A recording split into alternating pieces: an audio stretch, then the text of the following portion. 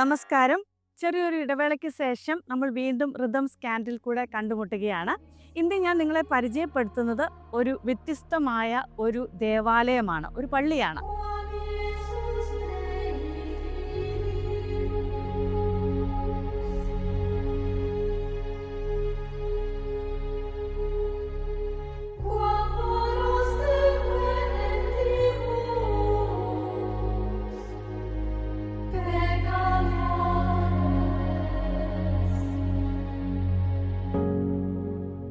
പത്തനംതിട്ട ജില്ലയിൽ കോന്നി എന്ന് പറയുന്ന സ്ഥലത്ത് ഏകദേശം 6-7 കിലോമീറ്ററൂടെ നമ്മൾ യാത്ര ചെയ്യുമ്പോൾ ഊട്ടുപാറ എന്ന് പറയുന്ന ഒരു സ്ഥലമുണ്ട്. അവിടെ മാമൂട്ടിൽ പള്ളിയാണ് ഞാൻ ഇന്ന് നിങ്ങൾക്ക് പരിചയപ്പെടുത്തുന്നത്. ഏകദേശം ഒരു 4 പേരടങ്ങുന്ന കുടുംബങ്ങളാണ് ഈ പള്ളിയുടെ സ്ഥാപക ഇരത്തിൽ ഇന്ന് ഇന്ന് ജീവിച്ചിരിക്കുന്നവർ.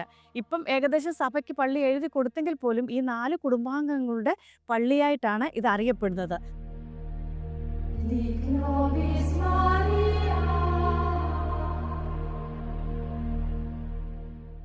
ഇവിടുത്തെ പ്രത്യേകത എന്ന് വെച്ചാൽ ഈ ഒരു ചെറിയ പള്ളിയും അതിനോട് അനുബന്ധിച്ചിരിക്കുന്ന ഒരു കുരിശടിയുമുണ്ട്. അപ്പോൾ ഇത് രണ്ടുമാണ് ഇവിടുത്തെ പ്രത്യേകത എന്ന് പറയുന്നത്. അതിലുപരി വളരെ നല്ലൊരു പ്രകൃതി രമണീയമായ ഒരു സ്ഥലത്താണ് ഈ പള്ളി സ്ഥിതി ചെയ്യുന്നത്. നമുക്ക് ഈ പള്ളിയെക്കുറിച്ചും ഈ കുരിശടിയെക്കുറിച്ചും ഒരു ചെറിയ ചരിത്രമുണ്ട് ഇതിൻ്റെ പുറകിൽ. അതെന്താണ് എന്ന് നമുക്കൊന്ന് അറിയാം.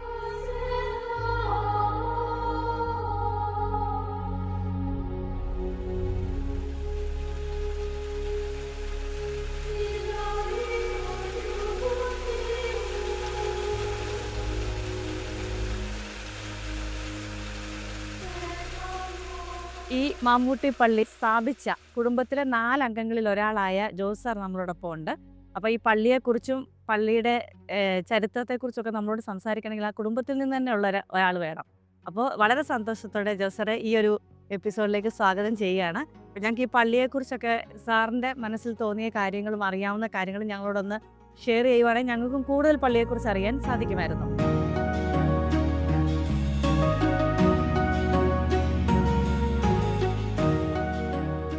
എൻ്റെ ഗ്രാൻഡ് ഫാദർ ഒരു ഡോക്ടറായിരുന്നു. അദ്ദേഹം ഇവിടെ തൊട്ടടുത്ത വലിയൊരു എസ്റ്റേറ്റുണ്ട്, HNCയുടെ തോട്ടം. ആ തോട്ടത്തിലെ ഡോക്ടറായിട്ട് ജോലി ചെയ്യുമായിരുന്നു. ഞങ്ങളുടെ കുടുംബം എന്ന് പറയുന്നത് പുത്തൻകാവിലാണ്. അങ്ങനെ അപ്പച്ചൻ ഇവിടെ വന്ന് ഡോക്ടറായിട്ടിരിക്കുന്ന സമയത്ത് ഒരു 10-125 ഏക്കർ അപ്പച്ചനായിട്ട് സമ്പാദിച്ചു. അപ്പോൾ പുത്തൻകാവിലാണ് ഈ അന്ത്രയോസ് ബാവ വന്നിറങ്ങുന്നത്. നമ്മളിവിടെ ഇവിടെ ഇവിടെ അടുത്തിടെ വന്നിറങ്ങുന്ന അവിടുത്തെ പുത്തൻകാവിലൊക്കെ ഒരു ആറുണ്ട്. ആ ആറിൻ്റെ കരയിലാണ് അദ്ദേഹം വന്ന് ഇറങ്ങിയത്. അവിടുന്ന് അദ്ദേഹം വള്ളത്തിൽ നിന്ന് ഒരു കുരിശെടുത്ത് ആ കരയ്ക്ക് വെച്ചു എന്നുള്ളതാണ് ഐതിഹ്യം. എൻ്റെ ഒരു ചരിത്രം എനിക്ക് അറിയാവുന്നതെന്ന് പറയുന്നത്, അദ്ദേഹം അവിടെ ആദ്യമായിട്ട് കല്ലറ ചെല്ലുന്ന ഉടനെ പിന്നെ ഒരു പാവം പിടിച്ച ഒരു വീട്ടിലെ ഒരു സ്ത്രീയുടെ വീട്ടിലാണ് ചെന്ന് കയറുന്നത്. ആ ചെന്ന് കയറി കഴിഞ്ഞപ്പോൾ സന്ധ്യയോട് കൂടിയാണ് അവിടെ ചെന്നായിട്ടാണ് പറയുന്നത്. അവൾ എനിക്ക് ഇച്ചിരി എന്തെങ്കിലും കഞ്ഞിയോ എല്ലാം തരാനുണ്ടോ എന്ന് ചോദിച്ചു. അയ്യോ ഇവിടെ ഒന്നും ഇല്ലല്ലോ എന്ന് പറയും. അപ്പോൾ അദ്ദേഹം പറഞ്ഞു, ഒരു കാര്യം എന്തോ ഉണ്ട്. അപ്പോൾ ഒരു പിടി അരി ഉണ്ടെന്ന് പറയും. അത് ഒരു കലത്തിലിട്ടിട്ട് തിളപ്പിക്കാൻ പറഞ്ഞു. എന്നിട്ട് ആ പുള്ളിക്കാരത്തിയുമായിട്ട് വർത്തമാനം പറഞ്ഞുകൊണ്ടിരിക്കുമ്പോൾ ചെന്ന് നോക്കിയപ്പോൾ ഈ കലം തൂകി ഇങ്ങനെ വരിക. അപ്പോൾ അങ്ങനെ ഒരു വലിയ അത്ഭുതം നടന്നു എന്നുള്ളതാണ് ഐതിഹ്യം. അപ്പോൾ ആ പുള്ളിക്കാരത്തിയാണ് ഈ കല്ലടപ്പള്ളിയുടെ അടുത്ത് ഒരു ചുറ്റുമല ദേവി എന്ന് പറഞ്ഞ ആയിരിക്കുന്നത്. കല്ലട പെരുന്നാളിന് അപ്പോൾ ആ ഹിന്ദുക്കളും ഒക്കെയാണ് വളരെ കൂടുതലായിട്ടുള്ള വരുന്നത്. വളരെ ആളുകളാണ് വരുന്നത്. ഈ ചുറ്റുമല ദേവിയുടെ അവിടെ ഉത്സവം നടക്കുമ്പോൾ ആദ്യമായിട്ടൊരു കുതിരയെ ഇങ്ങനെ കെട്ടി അലങ്കരിച്ച് കൊണ്ടുവന്ന കുതിരയുണ്ട്. ആ ഒരു കുതിര കല്ലടപ്പള്ളിയുടെ അവിടുന്ന് കെട്ടി ഈ അമ്പലത്തിനകത്ത് കയറിയതിന് ശേഷമേ മറ്റ് കരയിൽ നിന്നുള്ള കുതിരകളെ കയറ്റാൻ കയറുകയുള്ളൂ. അങ്ങനെ ആ ഒരു വലിയ ബന്ധമാണ് അവിടെ ഉള്ളതെന്നുള്ളതാണ് പറയുന്നത്.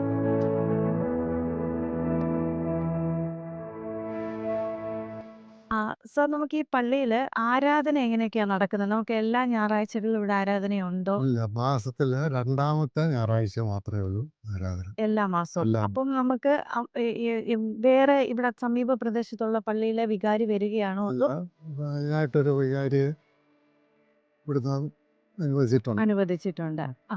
അപ്പൊ ഏകദേശം ഈ ഒരു ഇതിൽ എത്ര പേര് ആരാധനയ്ക്കൊക്കെ ആരാധനയ്ക്ക് ഇപ്പം ഞങ്ങൾ ചേട്ടാനിയന്മാർ 4 പേരാണ് ഇപ്പോൾ കുടുംബ പള്ളിയായിട്ട് അതിനെ ഉള്ളത്. ആ.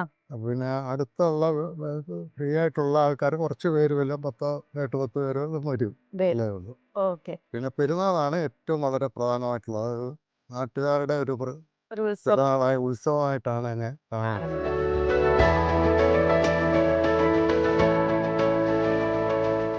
അത് അപ്പച്ചന് HNC തോട്ടത്തിൽ ജോലി ചെയ്തുകൊണ്ട് അങ്ങനെ സായിപ്പന്മാരുടെ ഒരു രീതിയിലാണ് ഈ പള്ളി പണിതിരിക്കുന്നത്. പണിതിരിക്കുന്നത്. അതായത് ഈ കല്ലും ഇങ്ങനെയൊക്കെയുള്ള ഇത് വന്നിരിക്കുന്നത്.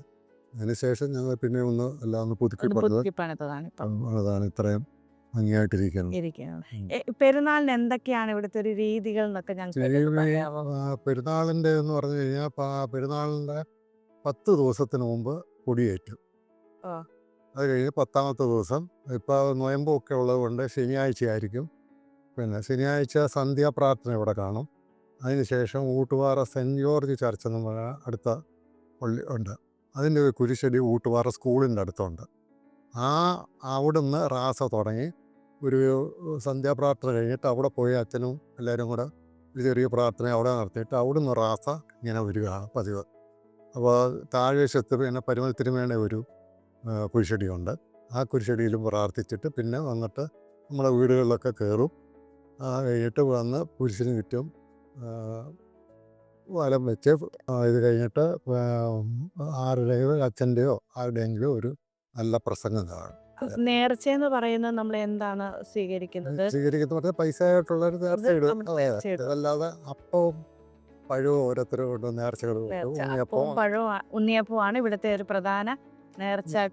അത് നമ്മൾ തന്നെ കുറേ ഏകദേശം ഒരു 10, 300, 400 പേർക്കുള്ള അപ്പവും പഴവും നമ്മൾ കരുതി വെച്ചിരിക്കും.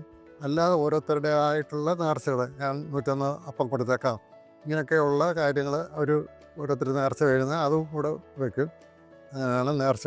അത് പ്രസംഗമൊക്കെ കഴിഞ്ഞിട്ട് പോകുന്നതിന് മുമ്പായിട്ട് കസേര തന്നെ ഇരുത്തി എല്ലാവർക്കും കൊടുത്ത് അങ്ങനെ അങ്ങ് വിടുക.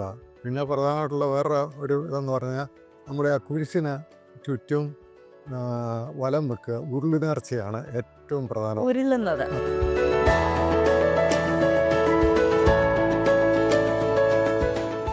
10, 100, 150 പേരോളം കാണും. അത് കൊള്ളാവുന്ന അത്രയും വന്നിട്ട് 3 പ്രാവശ്യം കിടന്ന് ഉരുണ്ട് അച്ഛനും അവസാനം പ്രാർത്ഥിച്ച് വിടുക ആണ്. ഇവിടെയാണ് ഇത് ഉരുളുന്നത്. ഇവിടെ ഈ മണ്ണിന്റെ മണലിട്ട് ഇങ്ങനെ നല്ല ഇതാക്കി ഇട്ടേക്കും. അപ്പോൾ അതിൻ്റെ പുറത്തൂടെ ആകുമ്പോൾ വലിയ ഇത് അങ്ങനെ ഓറൽ വന്നു. നേരത്തെ പാറയിലായിരുന്നു. പിന്നെ രണ്ടാമത് ഇപ്പോൾ ഇത് ഒന്നുകൂടെ പുതുക്കി പണിതപ്പോഴായി മണ്ണിട്ടൊന്ന് പൊക്കിയത്. മറ്റേത് പാറയിലായിരുന്നു ഈ കുരിശ് നിന്നിരുന്നത്. കുരിശും എല്ലാം കൂടെ പുതിയതായിട്ട് പണിതതിന് ശേഷമാണ് പിന്നെ ഇത്ര ഒരു തിട്ടയൊക്കെ ഉണ്ടാക്കി ചെയ്തത്. 24 ചെയ്തത്. അതിന് ശേഷമാണ് പിന്നെ 67ലാണ് ഇത് രണ്ടാമത് റീബിൽഡ് ചെയ്തത്. ആ സമയത്തായിരുന്നു. മറ്റേത് പാറയുടെ പുറത്തുകൂടെ ആയിരുന്നു ആളുകൾ ഉരുളുന്നത്. അതായിരുന്നു വലിയൊരു അനുഭവം എന്ന് പറയുന്നത്.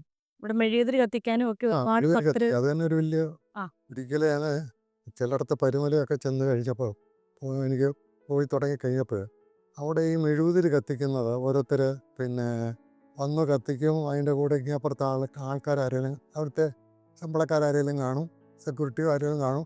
അവരുടനെ തന്നെ നമ്മൾ പ്രാർത്ഥിക്കുകയൊക്കെ മെഴുകുതിരി എടുത്തിരുന്ന അങ്ങനെ മാറ്റുന്ന ഒരു സ്വഭാവം ഉണ്ട്. അത് കണ്ടുകൊണ്ട് അപ്പോൾ ഞാനും ഇതുപോലെ ഇങ്ങനെ ആ സമയത്ത് ഇതിന് ചുറ്റുമൊന്ന് മെഴുകുതിരി കത്തിക്കുക. അപ്പോൾ ഇത് തിരിച്ചു കൊണ്ട് കൊടുത്ത് നമ്മൾ വെക്കുമ്പോൾ കുറച്ചുകൂടെ നല്ല മെഴുകുതിരി കിട്ടുമല്ലോ എന്ന് വിചാരിച്ചൊരു കൊട്ട വെച്ചിട്ട് ഞാൻ ഈ ഒരു കൊല്ലം മെഴുകുതിരി ഇങ്ങനെ എടുത്ത് ജോലിക്കാരെ നിർത്തി ഈ മെഴുകുതിരി കത്തിച്ചേച്ച് പോകുന്ന എടുത്ത് കൊട്ടയ്ക്കകത്തിട്ട് അന്ന് ശനിയാഴ്ചയാണ് ഈ മെഴുകുതിരി കത്തിക്കുന്ന ആൾക്കാർ പ്രധാനപ്പെട്ട ദിവസമാണ് അതായത്.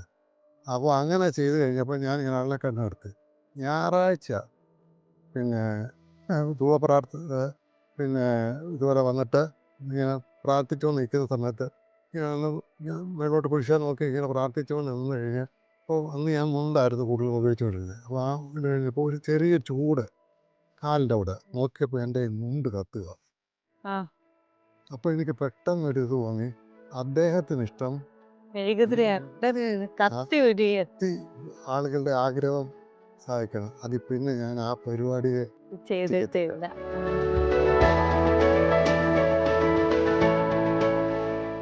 അതെ, വളരെ മനോഹരമായ ഒരു സ്ഥലമാണിത്. നമുക്ക് കാഴ്ചയ്ക്കാണെങ്കിലും, അതായത് നമ്മൾക്ക് കാഴ്ചയ്ക്കാണെങ്കിലും നല്ലൊരു സ്ഥലമാണ്. കാരണം നല്ല പച്ചപ്പ് ചുറ്റിക്കിടക്കുന്ന ഒരു ഏഹ്, കാഴ്ച നമുക്ക് കാണാൻ സാധിക്കുന്നത്. അതിന് നടുക്ക് ഉള്ള ഒരു സമാധാനപൂർണ്ണമായ ശാന്തമായ ഒരു ചെറിയ പള്ളിയാണ് ഈ മാമൂട്ടിൽ പള്ളി എന്ന് പറയുന്നത്. അപ്പം നമ്മളിവിടെ വരുവാണെങ്കിൽ തന്നെ എത്ര ടെൻഷൻ ഉണ്ടെങ്കിലും എത്ര ഒരു ഇത് ഭാരമായിട്ടാണ് നമ്മൾ വന്നെങ്കിൽ പോലും നമുക്ക് ഇവിടെ വന്നൊരു കുറച്ച് സമയം ഇരിക്കുവാണെങ്കിൽ നമുക്ക് വളരെ സമാധാനകരമായ ഒരു അന്തരീക്ഷമാണ് നമുക്കുള്ളത്. വളരെ സന്തോഷം നമുക്ക് ഈ പള്ളിയെ കുറിച്ചിട്ട് കൂടുതൽ ആൾക്കാരിലേക്ക് എത്തിക്കാൻ വേണ്ടിയിട്ട് നമുക്ക് കഴിഞ്ഞു എന്നാണ് വിചാരിക്കുന്നത്. അപ്പോൾ ഞങ്ങൾക്കും ഇവിടെ വന്നതിൽ ഒരുപാട് സന്തോഷമുണ്ട്. സാറിൻ്റെ വിലയേറിയ സമയം ഞങ്ങൾക്ക് ഇത്രയൊന്ന് പറഞ്ഞ് തരാൻ വേണ്ടിയിട്ട് എത്തുകയും പള്ളിയെക്കുറിച്ച് കൂടുതൽ അറിയാൻ സാധിക്കുകയൊക്കെ ചെയ്തതിൽ ഒരുപാട് സന്തോഷമുണ്ട്.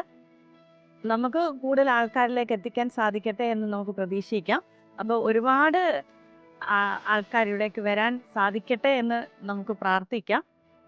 സാറിനും എല്ലാവിധ ഐശ്വര്യങ്ങളും ആരോഗ്യവും ദൈവം തരട്ടെ എന്ന് പ്രാർത്ഥിച്ചുകൊണ്ട് ഒരുപാട് സന്തോഷത്തോടെ റിതം സ്കാനിലെ ഈ ഒരു പരിപാടിയിൽ എത്തിയതിൽ ഞങ്ങളുടെ നന്ദി രേഖപ്പെടുത്തുന്നു.